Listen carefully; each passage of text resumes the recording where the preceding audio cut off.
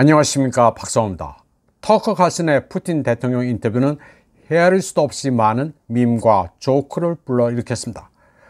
리얼 저널리즘이라 쓰여진 테이블에서 터커가 푸틴 대통령 인터뷰하자 글로벌리스트 보이스라 표시된 지구가 비명을 지르는 사파가 재밌습니다. 인터뷰 하나로 전세계 정보 봉쇄를 깨뜨린 사실을 유쾌하게 풍자했습니다. 엄지척을 하는 푸틴 대통령과 러시아 3세기를 배경으로 우샹카를 쓴 터커 칼슨의 만세를 부르는 고양이 밈도 이채롭습니다. 2월 9일은 정보전쟁의 전승절이라는 문구도 재치가 넘칩니다. 미국 플랫폼 레딧은 젊은 금발로 묘사된 푸틴 대통령이 러시아 문장을 배경으로 이제 앉아서 역사를 공부하세요 라고 말하는 밈도 내놨습니다. 터커 칼슨이 푸틴 인터뷰로 정보 폭탄을 던지자 미국의 일부 정치인들은 분노했습니다. 빌 크리스톨은 터커 칼슨의 귀국 거부를 제안했고 전 일리노이주 하원 의원 아담 킨징거는 그를 미국의 반역자라고 비난했습니다. 지금까지 푸틴 대통령을 인터뷰한 미국 기자들은 여럿 있었습니다.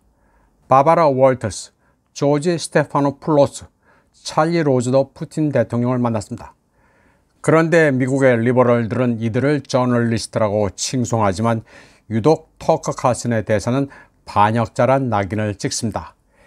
ABC 뉴스의 바바라 월터스는 푸틴 대통령을 최초로 인터뷰한 서구 기자 중 한 명입니다. 그녀는 2001년 11월 푸틴의 방미 며칠 전 그를 인터뷰했습니다. 푸틴은 9.11 이후 미국이 테러리즘에 맞서 싸우는 게 옳다고 했습니다.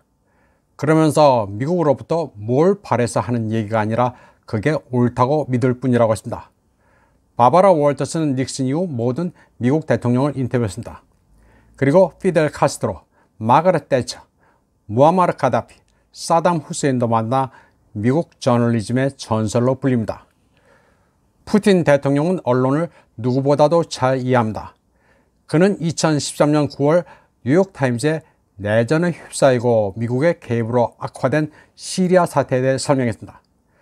그는 미국이 다른 나라의 내부 갈등에 군사적으로 개입하는 것은 흔한 일이 됐다면서 그게 미국의 장기적 이익에 부합하느냐고 물었습니다. 푸틴 대통령은 미국이 점점 더 민주주의 모델이 아니라 폭력에 의존하며 네 편 내 편 갈라 대항전을 벌이는데 몰두한다고 시작했습니다. ABC의 굿모닝 아메리카 사회자로 빌 클린턴 행정부의 공보국장을 지낸 조지 스테파노풀로스도 소치 동계올림픽 기간 중인 2014년 1월 푸틴 대통령을 인터뷰했습니다. 이 자리에서 푸틴 대통령은 정치와 스포츠는 별개라는 취지의 발언을 했습니다. 그런데 스테파노풀로스는 뜬금없이 올림픽 시설 건설 관련 부패를 알고 있느냐고 질문했습니다. 그러자 푸틴 대통령은 주워 들은 것 가지고 질문하지 말고 그런 게 있으면 정확한 팩트에 의거해 알려달라고 응수했습니다. 참고로 올해가 소치 동계올림픽 10주년이 되는 해입니다.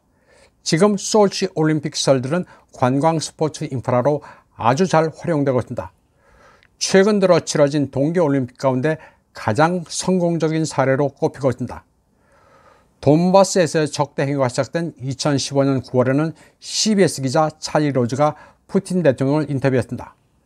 이때 푸틴 대통령은 미국이 우크라이나 야누코비치 대통령 전복에 개입했다고 그에게 말했습니다. 이에 대해 찰리 로즈는 엉뚱하게도 푸틴에게 우크라이나의 주권을 존중하느냐고 물었습니다. 그러자 푸틴은 주권 존중의 전제 조건으로 쿠데타, 위헌행위, 외세의 개입은 없어야 한다고 단호하게 대답했습니다. 푸틴 대통령은 찰리 로즈와의 인터뷰에 2주 앞서 제74 유엔 총회에 참석해 미국은 시리아, 우크라이나에 대한 내정 간섭을 중단하고 민스크 협정을 이행하라고 촉구했습니다. 미국의 저널리즘이라는 게 수준이 이렇습니다. 꼬투리 잡는 의도성에 쓸데없는 질문을 하든지 아니면 앞뒤 다 잘라먹고 인터뷰의 의도를 왜곡하는 단장 취위로 일관합니다.